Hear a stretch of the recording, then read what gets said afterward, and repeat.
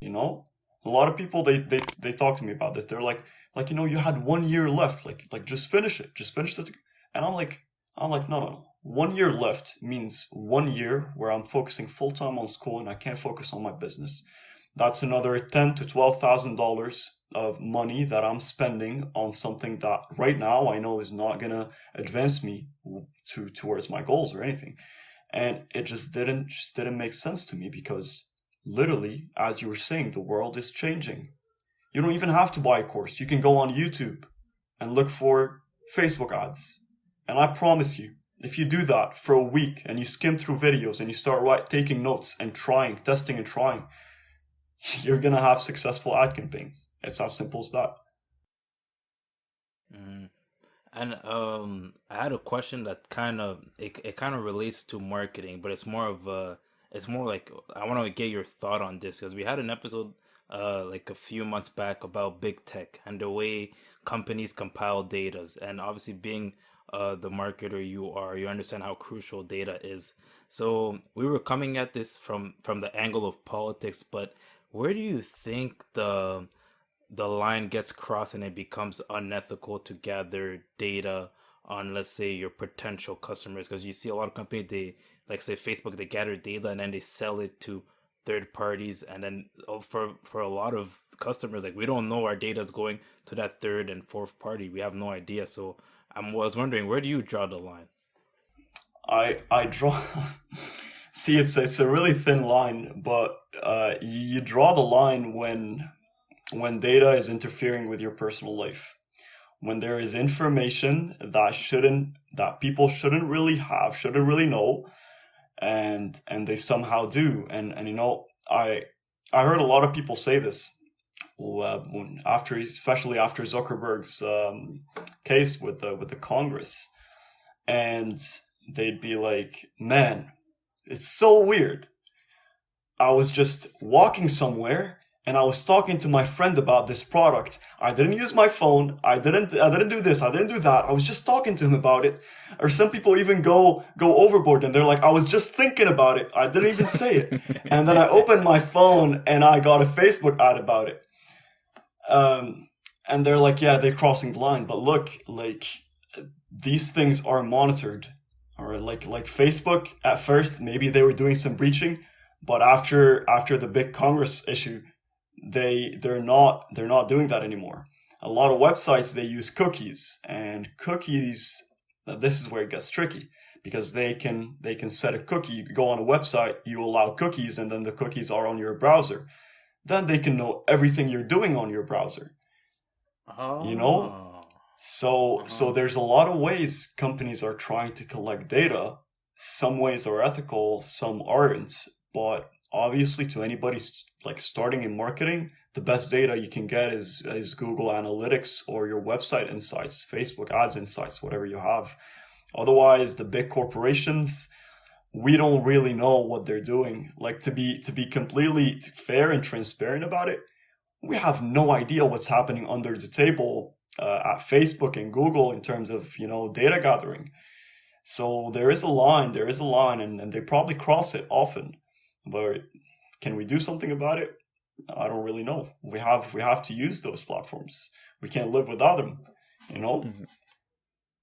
Yeah, and yes, certainly. And for me, my views on this are that this is like a new this is a new territory, right? And like we in uh, in previous years, we didn't allow services or companies to get into our lives as much as Facebook and these other these other companies do. And and the weird thing is that we let them do it for free, right? Because they're providing us a service, Yeah. and in order to us to, like, for us to get the service, we give our data. And the relationship, the problem is that the relationship wasn't always well defined, right?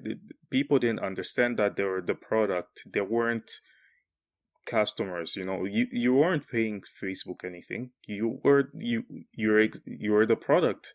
Facebook was getting paid to know about you and to gather data from you, right? And Like the fact 100%. that, like, I suppose that relationship wasn't well defined is, I think that was the big issue. And I think now there's more awareness about that, and the fact, and regulation is coming along for Facebook and these other companies for sure.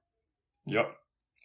Yeah, and like, if we can, I suppose we can use that as a segue towards social media in general, and like, for individuals and entrepreneurs getting started on social media in order to promote, I suppose, to sell their products, or sell their service, or even in our Hmm. case, just promote the podcast, for example. Yep.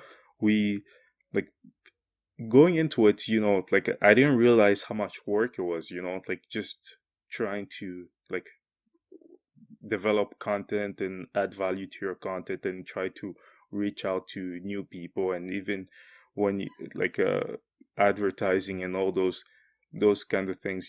So what would be your advice to someone who's getting started on social media?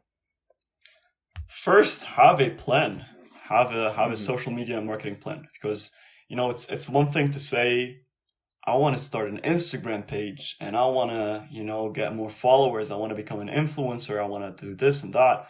It's another thing to say, I want to start a podcast page where I upload an episode on Tuesday, Wednesday, and Friday, and I upload a summary on Monday and Sunday, and you start building a plan in a sense where you know exactly what you need to do in order for you to start growing. And then the other part of it is, how am I going to add value to people? How am I going to add value? On your Instagram page, like, you guys add a lot of podcast episodes and a lot of stuff that actually add value to people. I don't. I like, if you look at my Instagram page, it's nothing of value, right? It's how you present the value. I write a lot of blogs, so I use blogging in terms of social media to promote value. And then by default, this helps you grow other platforms. So, most people, when they start on social media, they're like, all right, I'm going to start an Instagram page, a YouTube page, a Facebook page, a Twitter page, a LinkedIn page. And that takes a lot of work. Just Instagram alone takes a lot of work.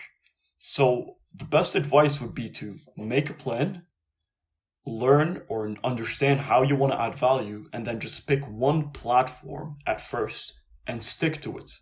Get very, very big on one platform and then leverage that platform to grow the rest of your platforms later on. Yeah, for sure. And I suppose, before getting, as you mentioned, that you write courses and stuff, before getting to your course writing, I'd like to talk to you about Medium. I noticed that you do Medium. Medium is something that I discovered recently. Well, Yep. not recently because I've read articles on Medium, but I discovered it as as a way people actually make money online, right? And like, could you talk about Medium? Do you do Medium? Do you write on Medium a lot, or I have I have like 50 blogs on Medium. Um, I right now I don't write as often on Medium anymore because I'm uploading the blogs on my own website. But when I first started using Medium, and I made decent amount of money on Medium, even though that wasn't the goal. The power of Medium is that you can leverage it in terms of organic marketing. So I would write a blog and I would give people so many information for free, and people would read it and they'd enjoy it. And a lot of my blogs got selected by Medium curators, and they got hosted by like the startup pages on Medium. And the thing is, I give, give, give. Gary Vee talks about this marketing principle. Give, give, give, and then monetize. So you give people a lot of value, a lot of value, a lot of value, and at the end, you put a little call to action. It's how psychology works. When somebody gives you a lot of things and then they ask you for a little favor at the end, you're more likely to do it. So if you write a blog and at the end you're like, hey, if you enjoyed reading this, go follow my Instagram page, a lot of people will. A lot of people will, And that's truly the power of Medium, is how you can leverage it to build your audience. for And sure. I was wondering, why do you think like a guy, like even you or a guy like Gary Vee, why do you think there's become like a such values for guys like you? Like what do you think has you kind like, in a way you guys have kind of become like the influencers that offer more values than the what we truly call influencers. Like what do you think what do you think it is? He was never aiming to be an influencer. He was never aiming to be an influencer.